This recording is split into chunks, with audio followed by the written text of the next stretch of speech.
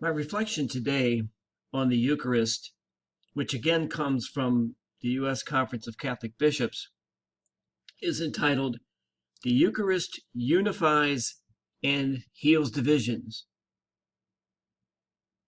It reads, St. Paul taught that the celebration of the Eucharist is insincere if there are divisions within the community based on class, as was spoken about in the first letter to the Corinthians, chapter 11, or a privilege, which was addressed in the letter to the Romans, chapter 12, or if there are factions within the community, from the first letter to the Corinthians, chapter 1.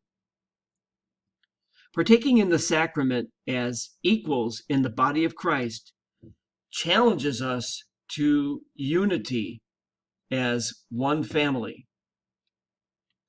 So I'd like to take off from the point that was made in the last sentence of this reflection, that we, the body of Christ, the parish community of St. Nicholas, are a family. And like any family, there is inevitably going to be friction, there will be differences, there will be disagreements. And that's not always a bad thing. Disagreement and difference can be a very healthy thing, a very creative tension. But just as Jesus says in the Gospel of Matthew that if you have a difference with your brother, leave your gift at the altar, go make peace with your brother or sister, and then come and offer your gift. So the Eucharist invites us to confront our differences, to resolve our differences creatively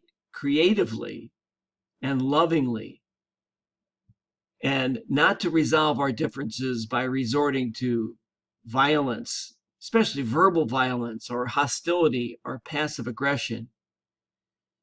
We as a family, as the body of Christ, are called to unify and heal our divisions, and the Eucharist can enable us to do that.